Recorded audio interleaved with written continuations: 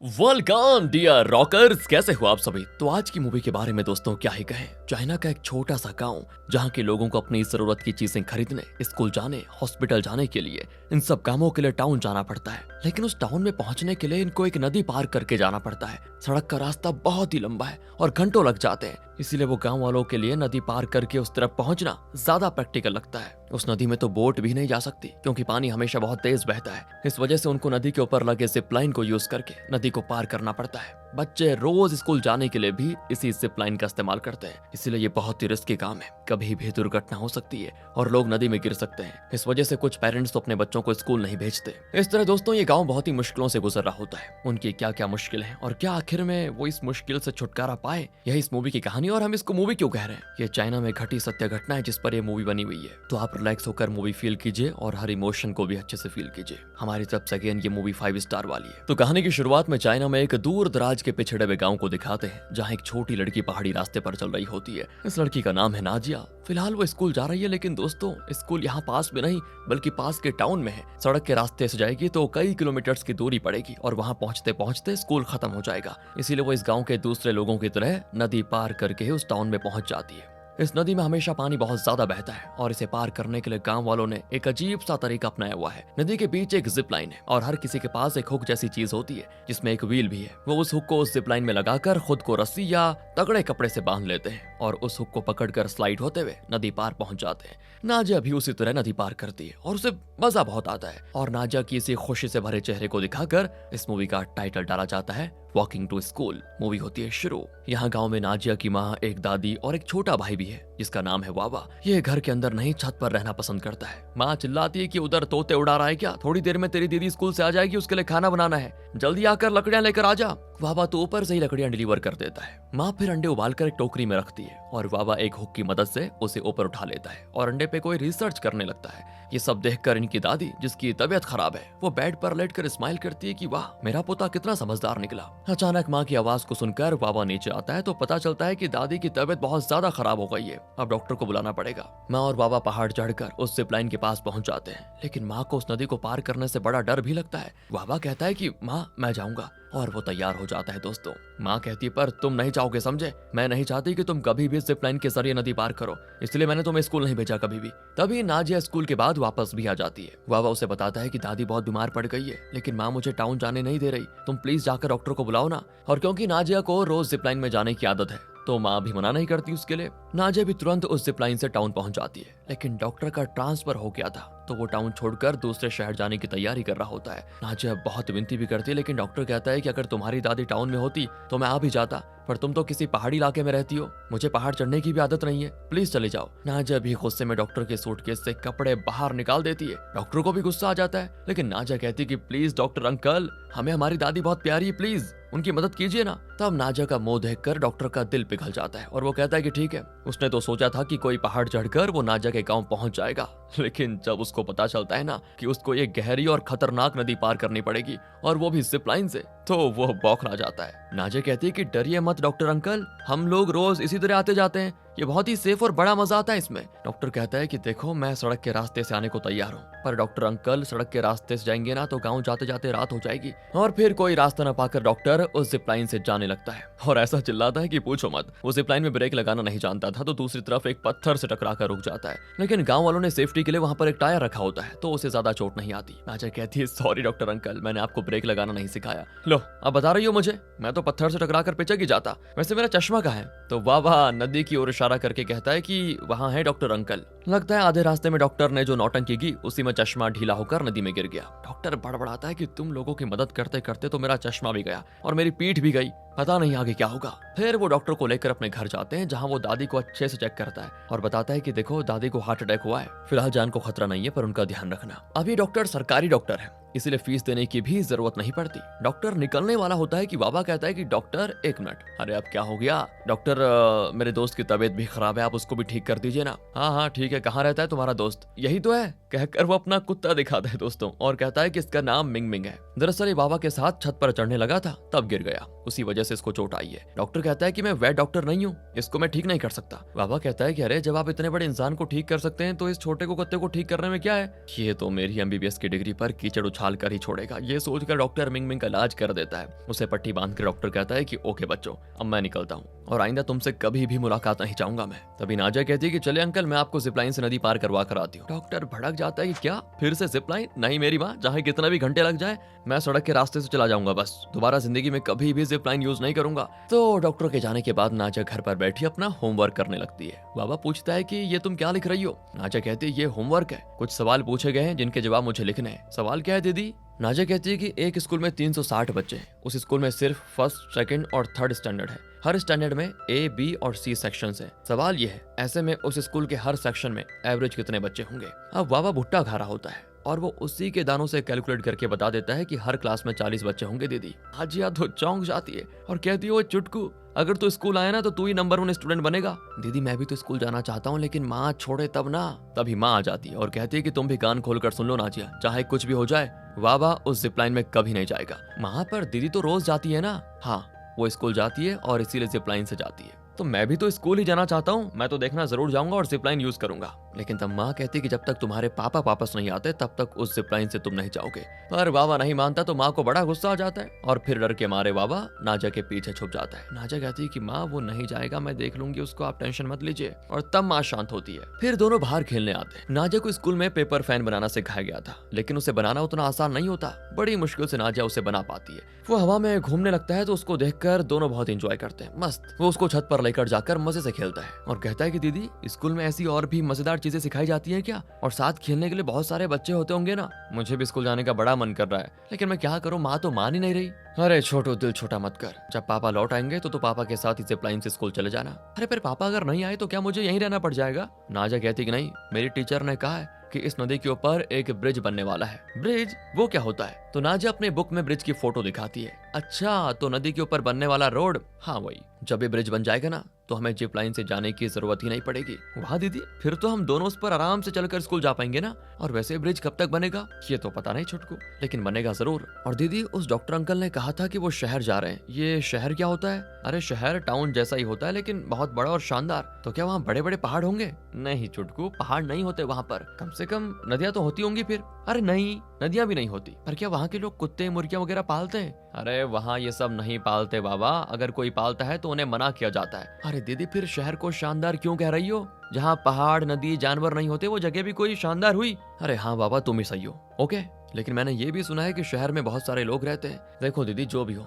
लेकिन मैं एक न एक दिन इस जिपलाइन से नदी को पार जरूर करूंगा। नाजा कहती कि देखो माँ ने मना किया है, जिपलाइन पे जाने के लिए तुम्हें बहुत प्रैक्टिस करनी पड़ेगी। वो कहता है मैं रोज प्रैक्टिस कर तो रहा हूँ। कहकर वो एक लकड़ी पर चढ़कर उतरने के चक्कर में जोर से नाजा पर टकरा जाता है और दोनों नीचे गिर जाते हैं। तभी नाजा का बनाया हुआ पेपर फैन डैमेज हो जाता है। बाबा कहता है तुम फिक्र मत करो दीदी, मैं इसको ठीक कर दूंगा। उस रात बाबा को नींद ही नहीं आती। अब अगले दिन की बात है, गाँव वाले जिपलाइन से नदी पार जाते हैं। नाजा भी जाने वाली होती है, उसके साथ बाबा भी आया होता है उसे जिपलाइन पर जाते हुए देखने के लिए। सिर्फ तब एक आदमी सुअर बेचने के लिए जा रहा होता है। तो कुछ आदमी उस जगह को सर्वे करने आते हैं और उनकी बातों से पता चलता है कि वो एक ब्रिज बनाने जा रहे हैं। सुनकर नाजिया और बाबा बड़े खुश होते हैं कि चलो अब हमारी मुश्किलें खत्म हो जाएंगी। नाजिया भी बाबा को बाय बाय कहकर जिपलाइन से नदी पार करके चले जाती है। बाबा बेचारा उदास हो जाता है कि यार मैं नहीं जा पाया। वो घर के कामों में ही माँ की मदद करता है। फिर माँ भी कहती कि बेटा कहीं बाहर मत जाना, घर में दादी के पास ही रहना। कहकर माँ चली जाती काम पर। लेकिन दोस्तों बाबा ने कुछ और ही प्लान करके रखा हुआ था। माँ ने जिपलाइन का हुक कहीं छुपा के रखा हुआ था जिसे वो किसी तरह ढूंढ निकालता है।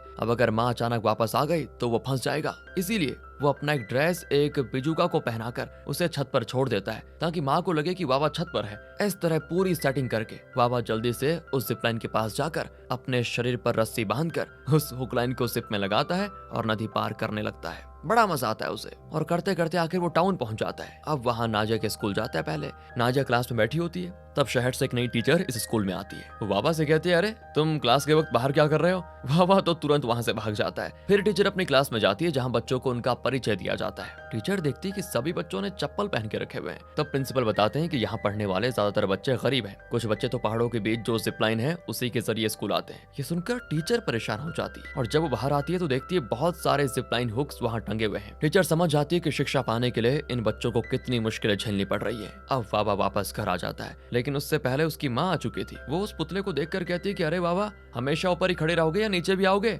जल्दी आ जाओ लकड़ियां लेकर। बाबा जल्दी जल्दी ऊपर जाकर उस पुतले के कपड़े पहन लेता है और अब माँ को जवाब देता है कि सॉरी माँ, मेरी आंख लग गई थी ऊपर, अभी लकड़ियां लेकर आता हूँ, कहकर वो नीचे जाता है। फिर नाजा स्कूल से आकर बाबा को बताती है, शहर से एक नई टीचर आई है, वो बड़ी खूबसूरत है, पता है? बाबा कहता है कि हाँ पता है। पता है? तुमने कहाँ देखा उनको? तभी बाबा खुद को संभाल लेता है और कहता है, अरे मैं कैसे देख पाऊंगा, तुम कह रही हो तो ठीक ही होगा। अगले दिन फिर बाबा जिपलाइन यूज करके टाउन के स्कूल में पहुंच जाता है। टीचर एक नई कविता सिखा रही होती है जिसे बाबा खिड़की के बाहर खड़ा होकर सीख लेता है। टीचर उसको देख भी लेती है और कहती है, तुम वहीं रुको मैं आती हूँ। तो बाबा तो एकदम मिन्नल मुरली की तरह गायब हो जाता है वहां से। फिर टीचर बच्चों को बाहर लाकर उन्हें पढ़ाते हुए उनके पैरों का साइज नाप रही होती है। दरअसल वो बच्चों को शूज खरीद कर देना चाहती है। फिर नाजा घर आ जाती है और बाबा को आज टीचर की सिखाई हुई वो नई कविता सुनाती है, लेकिन बीच में भूल जाती है और तब बाबा दोस्तों आगे की कविता सुनाने लगता है। तो नाजिया तो चौंक जाती है कि तुम कैसे जानते हो ये चीज भी? बाबा कहता है कि तुम पहले भी ये कविता गाती थी, तब मुझे याद हो गया था।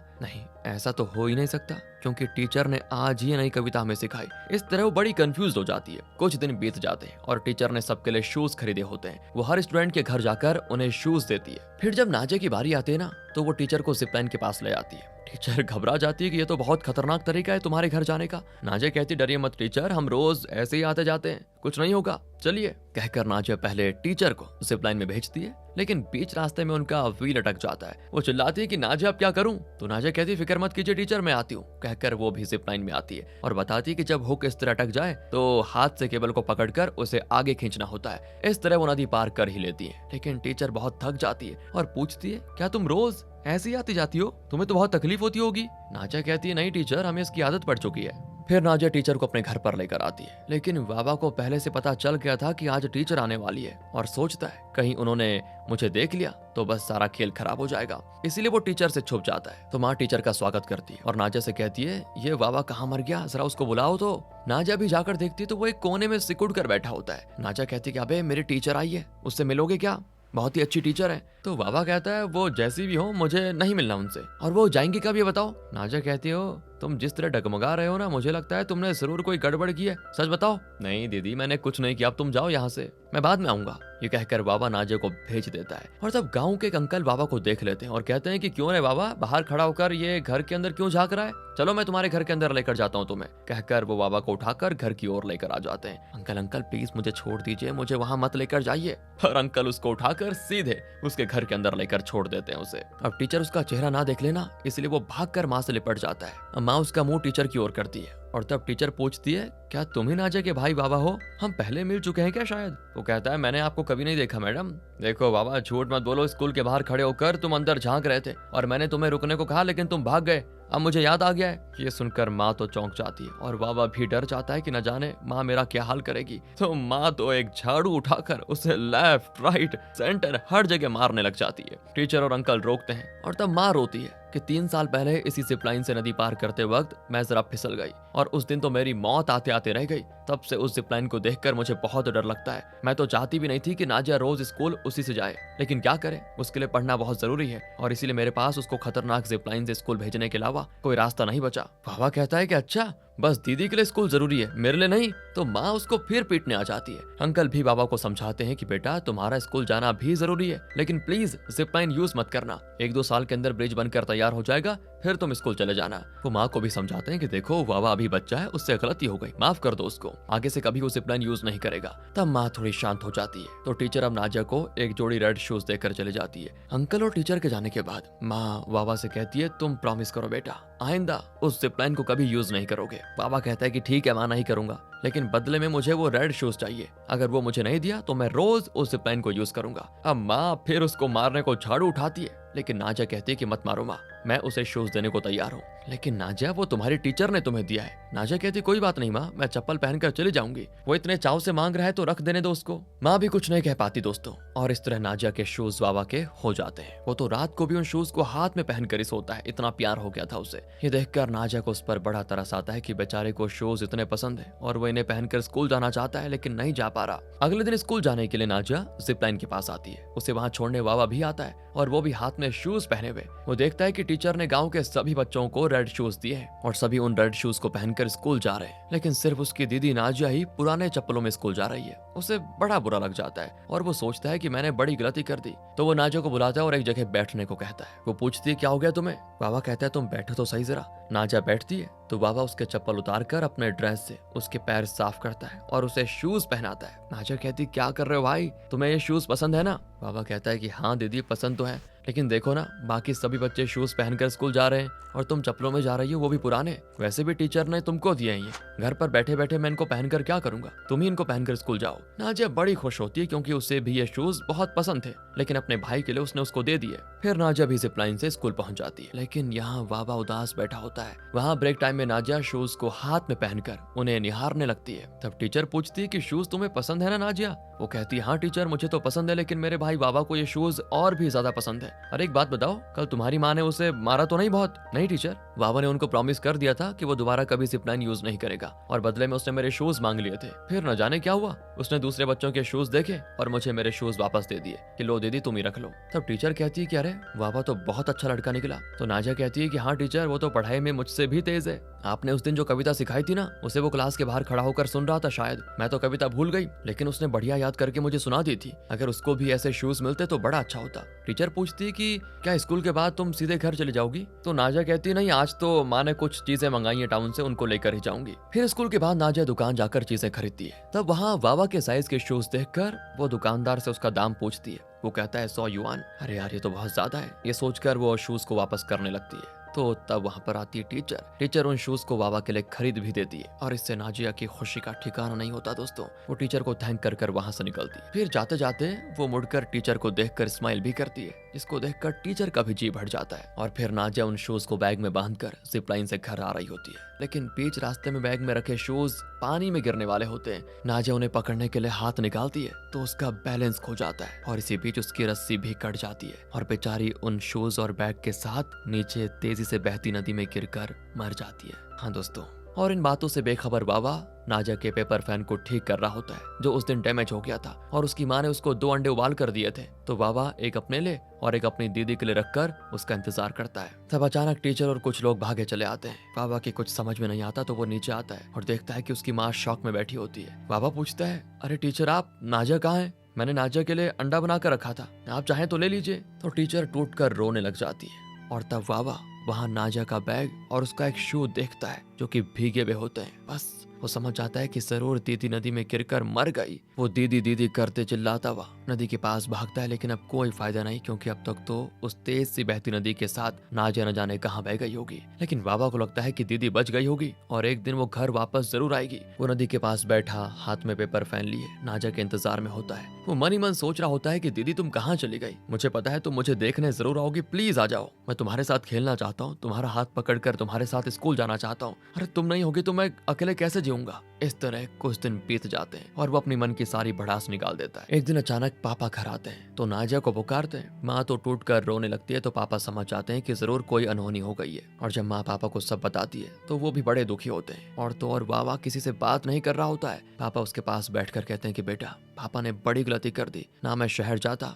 और ना नाजिया को खोता, माफ कर दो मुझे, लेकिन आइंदा मैं तुम्हें और माँ को छोड़कर कभी नहीं जाऊंगा। कुछ दिन के बाद टीचर और अंकल घर आते हैं। माँ बाबा को पुकारती है तो वो नीचे आता है तो टीचर उसे एक स्कूल बैग देती है जिसे लेकर वो बिना कुछ कहे खड़ा रहता है। माँ पूछती है इसको आप स्कूल बैग क्यों दे रही है टीचर? टीचर कहती है कि बाबा 6 साल का हो चुका है तो उसे स्कूल तो आना ही पड़ेगा, उसके पापा भी लौट आए, वो उसे सेफली स्कूल पहुंचा पाएंगे। पापा भी हाँ कर देते हैं, लेकिन माँ भड़क जाती है कि एक औलाद को तो मैं खो चुकी हूँ, अब दूसरे को भी नहीं खोना चाहती। अगर बाबा को उस जिप लाइन से तुम स्कूल ले गए ना तो मैं नदी में गिरकर जान दे दूंगी अपनी। और कोई रास्ता न पाकर पापा टीचर से कहते हैं कि प्लीज टीचर आप चले जाए। अब टीचर शहर के एक डॉक्टर को बाबा के बारे में बताती है कि वो किसी से बात नहीं कर रहा। तब डॉक्टर उन्हें बताती है कि इसकी क्या वजह हो सकती है। टीचर फिर से माँ को इस बारे में बात करने आती है, लेकिन माँ कहती है देखिए मैं आपसे बाबा के बारे में बात करना ही नहीं चाहती, प्लीज आप दोबारा चले जाइए। पर टीचर इस बार थोड़ा अकड़ कर कहती है, देखिए आप मुझसे भले बात ना करें, लेकिन वावा का क्या होगा, वो तो किसी से भी बात नहीं कर रहा। मैंने शहर के एक डॉक्टर से इस बारे में पूछा था और उन्होंने बताया कि जब बच्चों को इस तरह का सदमा होता है तो वो किसी से बात नहीं करते। अगर वो इसी तरह घर में बड़ा रहा तो फिर कभी किसी से बात नहीं करेगा, याद रखना इस बात को। अगर वो स्कूल आएगा तो कम से कम दूसरे बच्चों के साथ खेलेगा, बैठेगा, नॉर्मल हो जाएगा। प्लीज आप अपने बेटे की जिंदगी को खुद मत बिगाड़िए, स्कूल भेज दीजिए उसको। माँ भी समझ जाती है और वावा को स्कूल भेजने के लिए वो तैयार हो जाती है। वावा स्कूल यूनिफॉर्म पहनकर पापा के साथ जिप लाइन से नदी पार करने के लिए होता है रेडी। माँ कहती है, बेटा ध्यान से जाना। लेकिन तब वावा नदी किनारे एक रेड शू देखता है जो कि नाजा का शू है। ये देखकर वो तड़प उठता है और नाजा का नाम पुकारते हुए वो उस शू को लेने के लिए भागता है। दरअसल नाजा की मौत के बाद अब वावा को जिप लाइन से सख्त नफरत सी हो गई और इसीलिए वो साफ कह देता है कि मैं स्कूल नहीं जाऊंगा। तो एक दिन टीचर घर आती है और माँ से कहती है, अगर वावा स्कूल नहीं आना चाहता तो कोई बात नहीं, मुझे जब भी वक्त मिलेगा तो मैं यहाँ आकर उसको सिखा दिया करूंगी। माँ भी मान जाती है क्योंकि टीचर वावा के लिए बताओ इतना कुछ कर रही है। अब टीचर छुट्टियों में और वीकेंड्स पर आकर वावा को पढ़ाने लगती है और पढ़ाते पढ़ाते वो कहती भी है कि तुम उस जिप लाइन से डरो मत, हिम्मत से काम लो और नदी पार करके स्कूल आ जाओ। लेकिन वावा उनकी बातें सुनने को तैयार नहीं होता। टीचर कहती है, तुम्हारी परेशानी क्या है बताओ,